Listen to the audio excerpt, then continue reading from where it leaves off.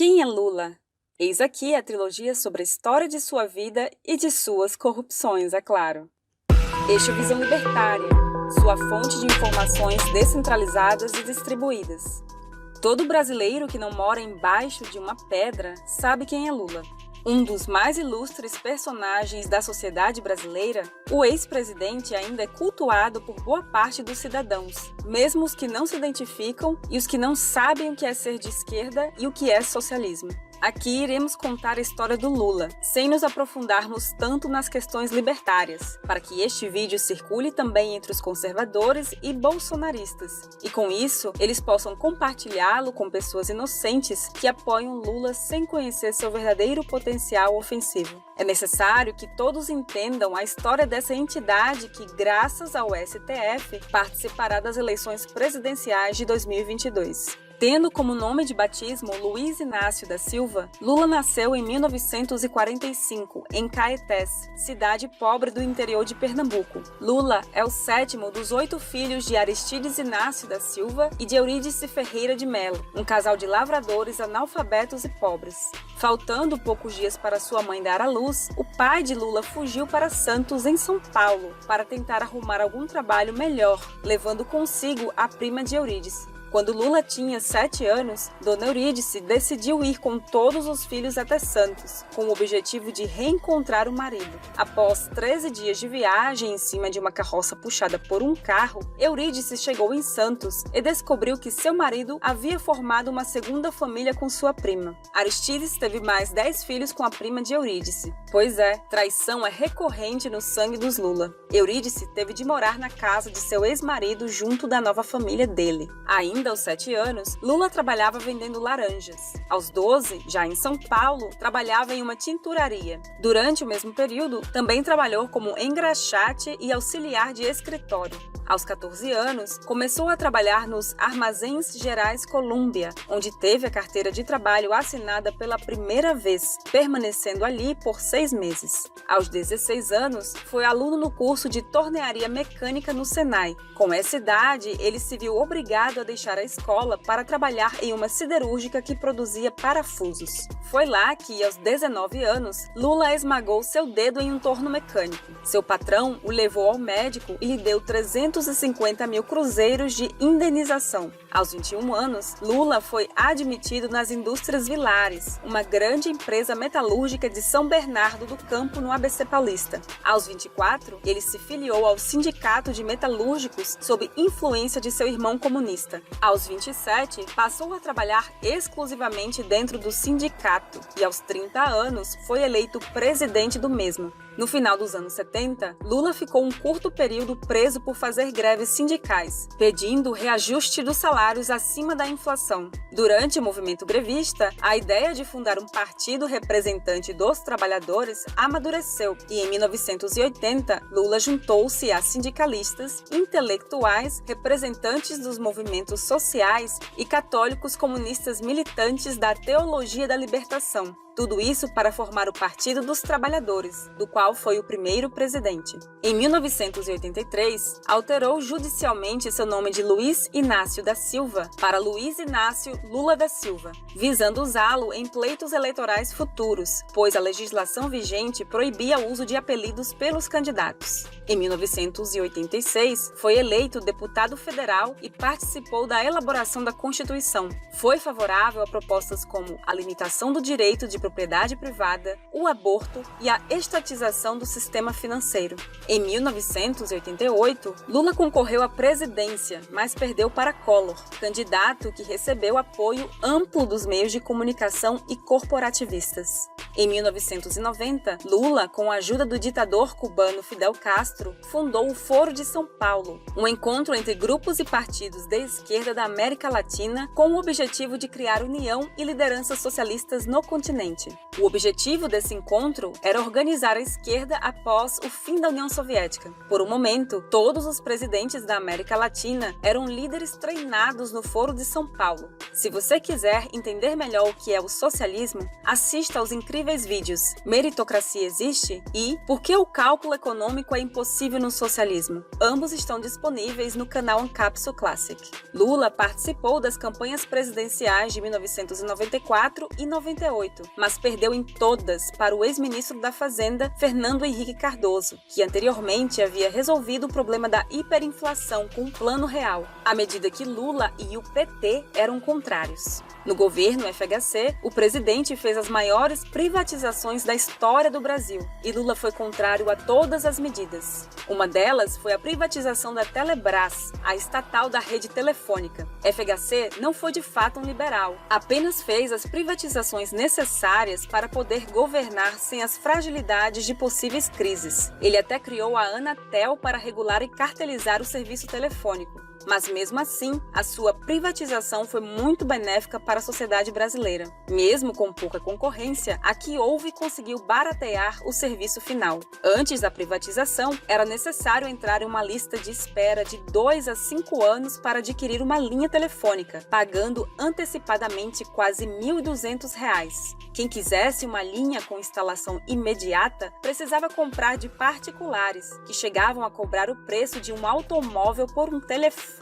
Lula, na época, chegou a falar que, caso houvesse privatização, o pobre nunca mais teria telefone. Hoje, há uma diversidade enorme de celulares acessíveis, graças à grande concorrência entre empresas estrangeiras de celulares. Em 2002, após 3 tentativas sem sucesso, Lula finalmente foi eleito presidente. Ele foi eleito com a ajuda do publicitário Duda Mendonça, que criou a figura do Lulinha Paz e Amor, uma versão menos radical do Lula, com um visual menos parecido com o de um operário e mais próximo da elite financeira, utilizando agora o seu cabelo grisalho. 15 anos depois, Duda Mendonça assinaria uma delação premiada para a Polícia Federal contra o Lula. Lula assumiu a presidência em 2003, beneficiando-se de todos os avanços econômicos dos governos anteriores. Avanços esses aos quais, na época, ele foi contrário. Por exemplo, ele foi contrário à proposta de acabar com a política de substituição de importações, que facilitaria a importação e outros empreendimentos estrangeiros no solo brasileiro.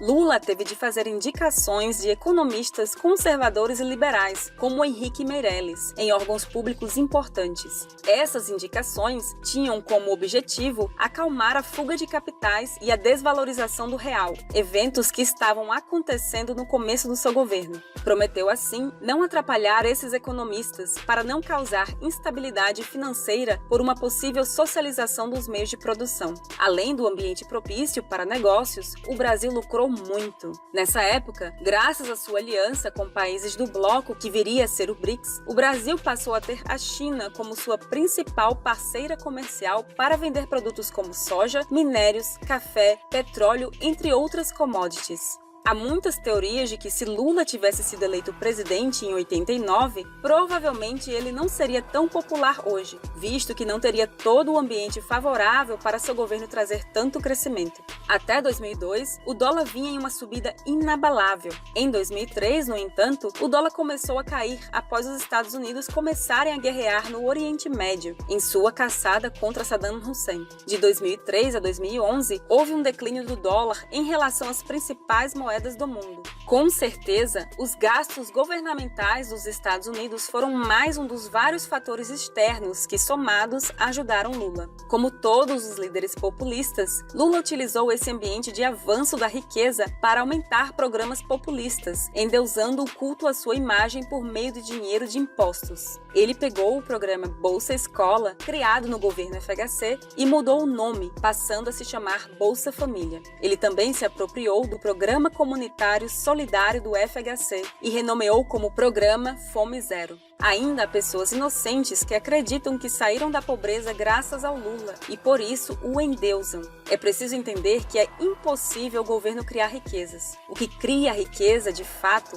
é o trabalho e a produção. E a melhor forma de alcançar tal resultado é pelo livre mercado capitalista. É por conta disso que um pedreiro do século XXI tem uma qualidade de vida acima de reis de séculos atrás. O governo é apenas um órgão parasitário que vive por meio da extorsão do dinheiro dos indivíduos produtivos. Para ele criar uma riqueza, ele deve tirar de outro lugar anteriormente. De fato, houve pobreza antes do governo Lula, mas ele não foi resultado do capitalismo de livre mercado. Muito pelo contrário, o Brasil nunca viveu um ambiente de livre mercado. Na história do Brasil, sempre existiram inúmeras barreiras políticas contrárias às pessoas que queriam abrir suas empresas, tentando fazer concorrência a um oligopólio sustentado pelo Estado. Sempre houve cartéis dos transportes públicos que entregavam e ainda entregam serviços péssimos por altos custos, com patrões ricos recebendo subsídios públicos sem se preocupar em entregar um serviço de qualidade, visto que, pela falta de concorrência, não há incentivos. Sempre existiram desigualdades e concentração de terras por conta de políticas governamentais que proibiam o princípio de homesteading e permitiam apenas a doação e compra de terras diretamente por meio do Estado. Sempre existiu uma elite bancária altamente regulada pelo Estado, que tinha todo o poder de manipular a economia como ele quisesse, por deter o monopólio da emissão de moeda fiduciária. Não iremos nos aprofundar nisso, mas recomendamos a você que leia o curto livro O que o governo fez com o nosso dinheiro, de Murray Rothbard. Ainda no primeiro mandato, houve enormes escândalos de corrupção no governo Lula. O primeiro deles foi com Valdomiro Diniz, na época presidente da Loteria do Estado do Rio de Janeiro, que foi filmado extorquindo o bicheiro Carlinhos Cachoeira para financiar campanhas do PT em troca de favorecimentos em concorrências públicas. A promessa do acordo não foi cumprida, fazendo com que Carlinhos liberasse o vídeo da negociação. Quando o caso veio a público, Valdomiro era o assessor mais próximo de José Dirceu, o então ministro-chefe da Casa Civil. O secretário foi exonerado. Posteriormente, foi descoberto que ele ainda fazia as reuniões ilegais com bicheiros e donos de bingo, mesmo depois das eleições de 2002, quando já era secretário do governo federal. Para acalmar a crise, Lula passou um decreto proibindo o funcionamento de casas de bingo no Brasil. Em 2005, um segundo escândalo aconteceu com um vídeo de Maurício Marinho, então diretor dos Correios, recebendo dinheiro de empresários em troca de favorecimentos em licitações. No vídeo, Maurício afirmava que ele tinha autorização do presidente do PTB para fazer tal esquema. Quando investigado pela CPI dos Correios, o então presidente do PTB, Roberto Jefferson, delatou seus parceiros do esquema, o que não passava de uma tática para pegar uma pena menos rígida. Ele afirmou que os Correios desviavam 3 bilhões de reais por mês para favorecer o PT. Esse caso, conhecido como mensalão, consistia no desvio de muito dinheiro de empresas estatais como Correios e Petrobras pelo PT para pagar políticos. Desse modo, o partido garantia vários votos em propostas do governo federal. Roberto Jefferson fez de tudo para não colocar o nome de Lula na jogada e culpou apenas José Dirceu. Não se sabe se ele foi forçado a tomar essa decisão de inocentar Lula, mas ele apareceu com um olho roxo em uma das CPIs, o que abre margem para teorias conspiratórias. José Dirceu, por sua vez, é um comunista assumido. Teve treinamento militar em Cuba e, na época da ditadura militar, participou de grupos de guerrilhas marxistas e planejou assaltos a bancos. Ele participou da criação do PT,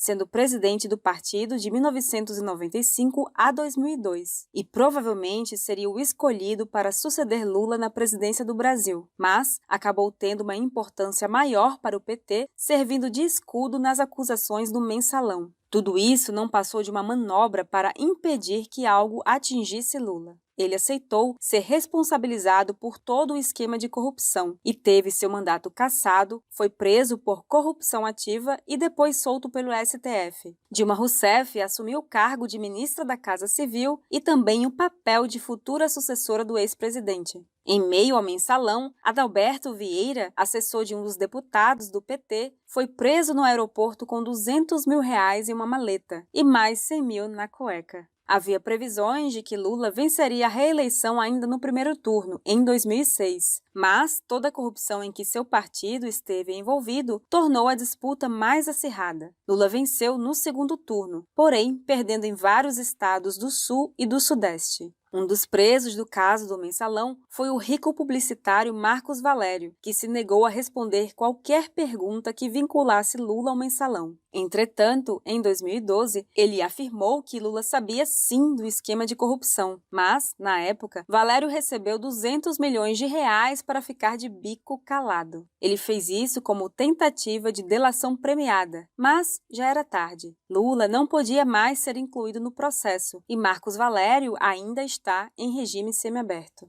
Em seu segundo governo, Lula aumentou os gastos públicos, expandindo o crédito com a ajuda da elite bancária da qual ele era aliado. Não nos aprofundaremos sobre isso, mas, se você quiser entender os problemas a longo prazo da expansão artificial dos créditos, veja o vídeo O que são ciclos econômicos, no canal Ancapsul Classic. Em 2006, foi divulgada a descoberta do pré-sal, uma grande quantidade de petróleo no subsolo do mar brasileiro. A novidade gerou muito otimismo, com uma previsão de crescimento econômico e investimentos estrangeiros no Brasil. Também, em seu segundo governo, foi criado o ProUni, que consistia no custeio pelo Estado de 50% a 100% da matrícula de estudantes de baixa renda em universidades privadas. Isso causou o surgimento de inúmeras universidades particulares, aumentando muito a oferta de cursos, como, por exemplo, engenharia e direito. A inflação de mão de obra qualificada era positiva, apenas enquanto a bolha dos créditos artificiais ainda não havia estourado. Posteriormente, quando a crise chegou, engenheiros viraram motoristas de Uber. Havia e ainda há barreiras enormes para empreender na educação, pois essa é uma área altamente regulada pelo Ministério da Educação e pela Constituição Federal. As pessoas veem que anteriormente havia poucos pobres nas universidades e hoje há mais. Por causa disso, o povo pensa que Lula foi um grande benfeitor da educação para os pobres e deve ser admirado como grande líder. Porém, antes havia menos pobres universitários por conta de tais barreiras. O que devemos experimentar é o harmônico livre mercado, sem corporativistas e burocratas, para que cursos sejam ofertados com base na relação de oferta e demanda, sem saturar o mercado e sem sugar desnecessariamente anos da vida de pobres estudantes. No ano de 2010, foi lançado o SISU, que buscava unificar o vestibular das universidades públicas no Enem. Para se aprofundar nisso, veja o vídeo Enem, uma poderosa arma do nacionalismo, aqui no Visão Libertária.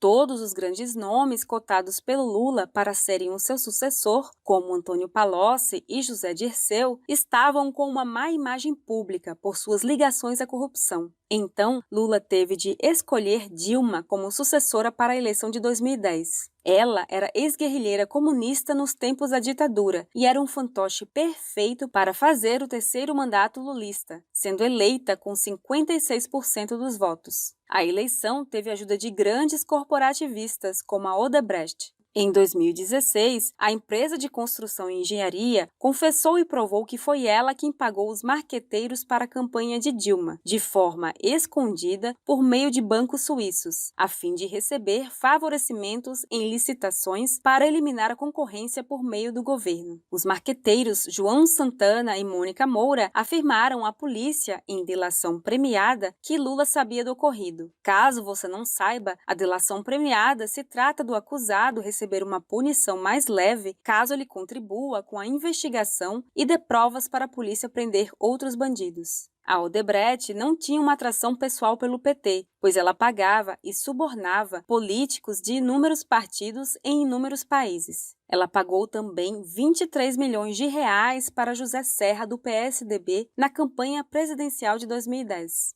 No primeiro ano do governo Dilma, a bolha econômica do governo Lula explodiu. Protestos enormes surgiram por conta dos altos preços, causados pelos aumentos dos gastos públicos, aumento do dólar e explosão da bolha gerada pelos créditos baixos. A inflação no governo Dilma é, até o momento da publicação deste vídeo, a maior do Brasil neste século. Mesmo com a inflação e a fuga de empresas do país, Dilma continuou seus programas de subsídios públicos. Houve superfaturamento de obras públicas em seu governo. Obras caras que teriam sido muito mais baratas em um sistema de livre concorrência e que não foram entregues prontas para a Copa do Mundo, como deveria ter acontecido. Até hoje, algumas dessas obras nunca ficaram prontas. O aumento do preço das passagens de ônibus causou inúmeras revoltas populares. O ônibus é caro e de uma péssima qualidade, mesmo recebendo muito subsídio dos governos. É assim, pois não há incentivos para ser diferente, visto que não há concorrência na área do transporte público. O empresário que tem a licitação para empreender nessa área vai ganhar o dinheiro mesmo com um serviço ruim, pois é ilegal concorrer contra ele.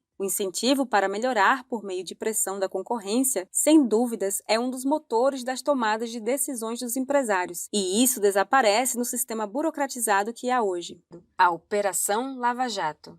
A Operação Lava Jato se iniciou por meio de uma despretensiosa investigação da Polícia Federal em um posto de gasolina ligado a Alberto Youssef, um nome conhecido por antigos casos de corrupção na época do Mensalão. Ele movimentava muito dinheiro, pois era um doleiro e trocava reais por dólares de forma escondida da polícia. Caso queira saber sua história, veja a série da Netflix, O Mecanismo. Em 2013, durante algumas investigações, a Polícia Federal monitorou suas conversas por telefone e descobriu que Youssef deu um carro Land Rover ao diretor da Petrobras, Paulo Roberto Costa, como pagamento de um serviço. Eles tinham um sistema de desvio e lavagem de dinheiro, que é o processo de ocultar o verdadeiro destino do dinheiro perante a polícia. Os envolvidos aceitaram colaborar com a polícia para ter uma pena suavizada e apresentaram provas de que outros políticos e empresários estavam envolvidos no esquema. O esquema consistia em grandes empreiteiras organizadas em cartel que pagavam propina para altos executivos da Petrobras e outros agentes públicos. As propinas movimentavam bilhões de reais por meio de licitações superfaturadas. Em um cenário normal, empreiteiras concorreriam entre si em licitações para conseguir os contratos da Petrobras, e a estatal contrataria a empresa que aceitasse fazer a obra pelo menor preço, seguindo critérios divulgados em um edital. No caso desse esquema, as empreiteiras se cartelizaram em um clube para substituir uma concorrência real por uma aparente. Os preços oferecidos à Petrobras eram calculados e ajustados em reuniões secretas, nas quais se definia quem ganharia o contrato e qual seria o preço. O preço era inflado, pagando muito acima do preço real, cerca de 1 a 5% do valor. E esse dinheiro, pago por verba pública, retornava lavado para funcionários públicos e políticos. Os doleiros eram responsáveis por transferir o dinheiro das empreiteiras beneficiadas até os agentes públicos e políticos, fazendo a lavagem de dinheiro. A Justiça constatou que houve cerca de 38 bilhões de reais desviados. Pois é, como sempre, empresas públicas servem para interesses privados. Na época, o diretor da Petrobras afirmou que muito do dinheiro desviado foi utilizado em campanhas do PT, PP e PMDB. Youssef afirmou que Lula e Dilma sabiam do ocorrido. Eram os políticos que nomeavam as diretorias da Petrobras que faziam as licitações superfaturadas. Uma das empreiteiras que mais se beneficiou do esquema foi a Odebrecht, e o metacapitalista Marcelo Odebrecht foi preso. Ele fez uma delação premiada apontando outros nomes que sabiam e se beneficiavam da operação, como José Dirceu, Temer, Palocci, Eduardo Cunha e Lula. Há muitas questões ocultas e teorias conspiratórias bem interessantes sobre o caso da Operação Lava Jato. Um caso bem famoso, por exemplo, foi o acidente de avião questionável que sofreu o ministro do STF, Teori Zavascki, que era o ministro relator da Lava Jato e apoiava a operação. Ele morreu, até onde se sabe, por conta de um acidente aéreo durante o governo do investigado Michel Temer, e foi colocado no lugar o ministro Edson Fachin, que, em 2021, devolveu os direitos políticos para Lula. A Operação Lava Jato levou para a cadeia muitos empresários e políticos, como Sérgio Cabral, ex-governador do Rio de Janeiro, Eduardo Cunha, ex-deputado federal, o empresário Eike Batista, entre outros. Muitos não foram para a cadeia por conta do foro privilegiado, como Aécio Neves e Fernando Collor. Inclusive, foi por meio de foro privilegiado que Dilma tentou livrar Lula dos crimes, nomeando o ministro-chefe da Casa Civil, em março de 2016. Dilma teve seu telefone grampeado e sua conversa com Lula foi divulgada pela mídia. E, com isso, ela foi impedida de dar foro privilegiado ao ex-presidente. As empreiteiras em delações declararam que doaram quase 100 milhões de reais para as campanhas de Dilma e Aécio na eleição presidencial de 2014. Também foi descoberto nesse período que o BNDES, banco estatal, financiava de 2003 a 2015 obras públicas caríssimas em países ligados ao governo, muitas delas em países autoritários e antidemocráticos. Foram gastos cerca de 3 bilhões e 250 milhões de dólares em Angola, 2 bilhões na Argentina, 1 bilhão e meio na Venezuela, 685 milhões de dólares no Equador e 650 milhões em Cuba.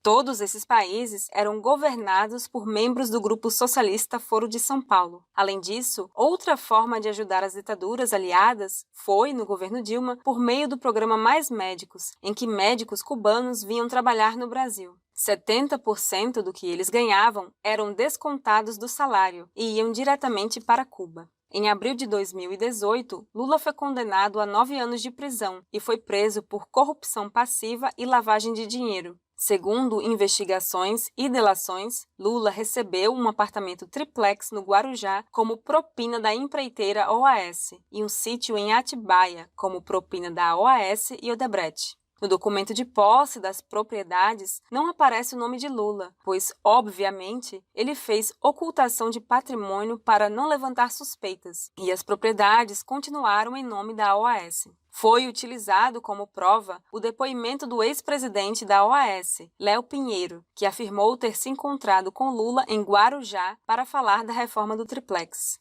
Ele apresentou fotos, registros de imagens em visitas ao apartamento e conversas antigas no celular sobre Lula, além de depoimentos de funcionários contratados para a reforma no apartamento. Documentos e comprovantes bancários sobre o triplex foram encontrados pela polícia rasurados na casa de Lula. Havia também depoimentos, antigas planilhas internas da Odebrecht, documentos fiscais e anotações de executivos associando o sítio de Atibaia a Lula. Houve muitas outras provas de muitos casos de corrupção envolvendo empreiteiras e empresas a Lula, como a propina da Odebrecht e lavagem de dinheiro por meio de suposta doação de R$1 milhão da Guiné Equatorial para o Instituto Lula. Em 2019, ele foi solto e, em 2021, obteve novamente seus direitos políticos, com a ajuda do STF por meio de anulação dos seus julgamentos. Ele não foi inocentado, pois ainda será novamente processado. Contudo, devemos lembrar que isso aqui é Brasil, então com certeza vai demorar muitos anos.